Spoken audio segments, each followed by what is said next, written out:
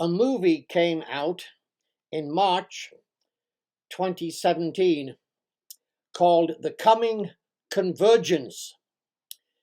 And on some of the reviews that you can find on the internet, it will say something like, many, because of the new evidence that's been gathered, many believe that the tribulation is about to begin. Now that was 2017.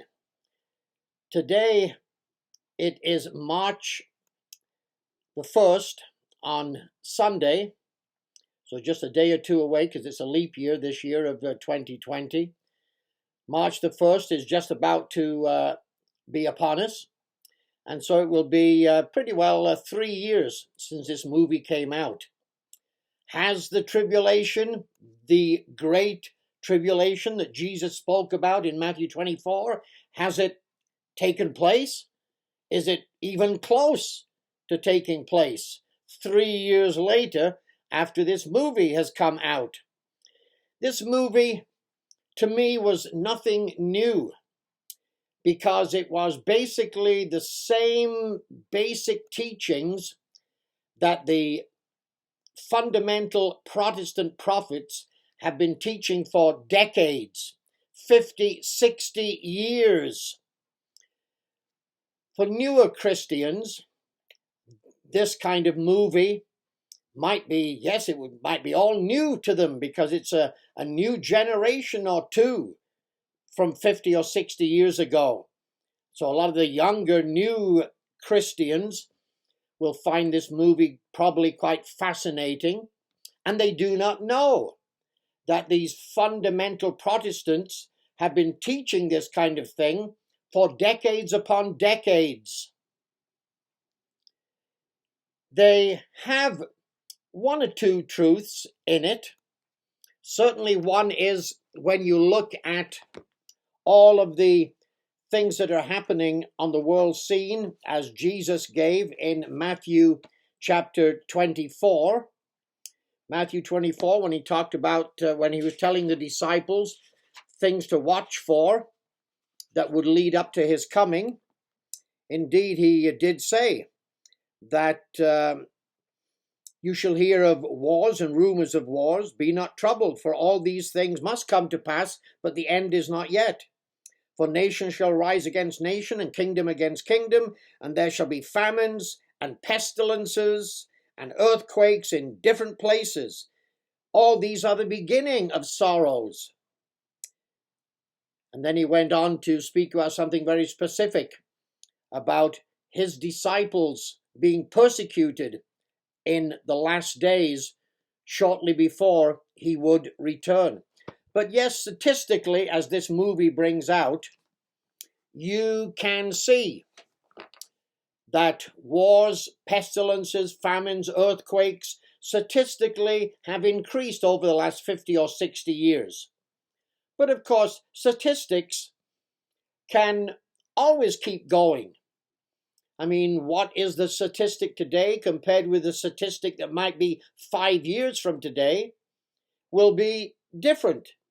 And so Jesus never talked about looking at statistics per se and thinking, well, because in 2020 the statistics are so much higher than in 1960, that we must be very close to the coming of Christ.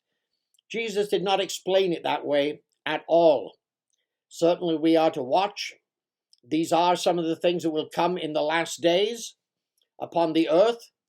Famines, pestilences, earthquakes, wars, fighting amongst nations, and indeed so it is. Secondly, this movie brings out that, true enough, that in Revelation, the book of Revelation, there's going to be some drastic killings on this earth, some drastic loss of life on this earth. We can get a little glimpse from it in Revelation chapter 9.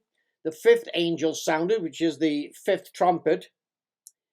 And indeed a star fell from heaven upon the earth, and to him was given the key of the bottomless pit. And he opened the bottomless pit, and there rose smoke out of the pit. smoke of a great furnace, and the sun and the air were darkened by reason of the smoke of the pit, and so forth. And then you will go on to read that it is commanded them that they should not hurt the grass of the earth, neither any green thing, neither any tree, but only those men which have not the seal of God in their foreheads. So this is some kind of chemical warfare, because it goes on to say, to them it was given that they should not kill them, but that they should be tormented 5 months. And people will wish that they were dead. But then as you go on to the 6th trumpet, down in verse 13, they are prepared for an hour and a day and a month, verse 15, and a year, and to slay the 3rd part of men. So yes, reading the book of Revelation, you can see that there are going to be a drastic reduction in life in the end times on this earth among human beings. There is going to be death that so many that you just don't want to contemplate it or think about it too deeply, but it is a fact in the book of Revelation that indeed the population of this earth is going to be drastically reduced by the time Jesus Christ, the Messiah, returns to this earth. That's easy to see, those two things. Now, what this movie brings out is the old fundamental Protestant teaching that there's going to be one world order at the end time. One world government at the end time. Nothing could be further from the truth, my friends. There is never going to be one world government of men on this earth. Do you really think, just use some logic now, do you really think that Russia would be willing to come under some kind of world government? Do you think China would? Do you think that India would, or Pakistan? What about North Korea? What about other nations of the Eastern world? Do you really think that they would give their hand, that they would bow to a world kind of government and a world dictator? I don't think so. I think that is just absolutely illogical thinking. And I think it's thinking that comes from planet Pluto. There's no way that many nations of the Eastern world are ever going to throw their hat into the ring and bow to some kind of world power and be part of this one world power. There's just no way. No way that it's going to happen. Revelation chapter 16 tells you, indeed, about the 7 plagues that are going to be poured out. And in verse 10, it says, the 5th angel poured out his veil upon the seat of the beast. Yes, there is coming a beast power at the end time. And his kingdom was full of darkness, and they gnawed their tongues for pain, and they blasphemed God. The 6th angel, verse 12, poured out his veil upon the great river Euphrates, and the water thereof was dried up, that the way of the kings of the east might be prepared. Symbolically, certainly the kings of the east don't have to have the Euphrates literally dried up per se. They've got aeroplanes, they've got rockets, they've got tanks, they've got things that can cross the river Euphrates with no trouble. So it's mainly symbolic here, that it is now time for the kings of the east to come on the scene in a big way, because it's leading up to, verse 13, 3 unclean spirits like frogs came out of the mouth of the dragon, out of the mouth of the beast, the man beast. There's a man beast in the book of Revelation, and there's a kingdom beast in the book of Revelation. And out of the mouth of the false prophet, yes, there is a great false prophet at the end time. For they are the spirits of demons working miracles, which go forth unto the kings of the earth and the whole world, to gather them to the battle of the day of God Almighty. Here is this great battle that's going to take place. the kings of the east now are going to be participating in this battle. It's now got to the spearhead, shall we say, of things that are going on the earth. And now it's got to be, a knockout boxing match, a knockout in the ring between the kings of the east and this great beast power that is to arise. And behold, verse 16, he gathered them together into the place which is called in the Hebrew tongue Armageddon.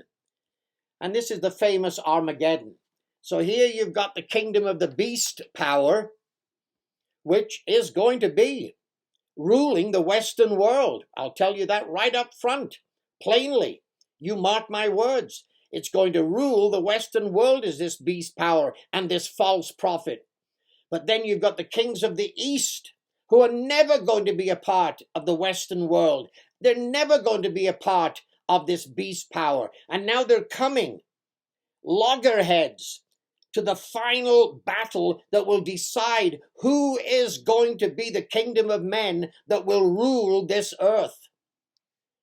There's no way that Russia, China, and India, and Pakistan, and North Korea, and other nations of the East are ever going to be part of a world empire where they're going to bow themselves down to some kind of power above them.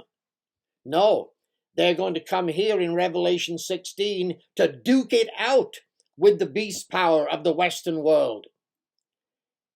All they'll be interested in is destroying the beast power so they can be kings of the earth, and their world can be the one that rules all of the earth.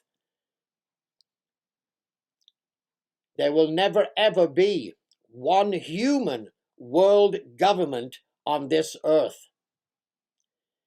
And then you have in this movie the old song story, the old song tale of Ezekiel 38 and 39, which most people have in the wrong place. Iran and Russia and China and many others are going to come down into Palestine, and they're going to attack the Jewish people in the state of Israel. And this is maybe imminent. This is maybe one of the next things that they're telling you that you should look for, is this invasion into Palestine by Russia and China and such nations in the East that will come down and make war upon the Jews in the state of Israel. They've got this Ezekiel 38 and 39 in the wrong place. It's nothing to do with anything that happens before the coming of Jesus Christ. It is, if you will read it plainly there and believe what is written there, can only take place after Jesus Christ's return, after this world has just about blown itself to oblivion, when now you've got Stone Age cultures in certain parts of the world because they've blown themselves apart. And then you're going to have these powers that will be looking at the land of Palestine because the Messiah will have returned and he will deliver Israel, the peoples of Israel and Judah, brought them back to Palestine, and they'll be flourishing. And they'll know about it, and they'll want to come and invade and take all the good things that they've got. That's the time setting. I've gone into it in detail with videos on this channel. The truth about Ezekiel 38 and 39. It is not something that happens before Jesus Christ returns. It happens after he has returned. So, again, nothing drastically new in this movie. It's the same old stuff that has been promulgated by the fundamental Protestants for many decades. Most of it they have wrong. You can go on my website, keithhunt.com, and under prophecy, you can see indeed all of the details of the last days that I expound to you from the prophetic books of the Bible, and you can know then what is going to take place. 1, 2, 3 steps to take place before Jesus Christ returns.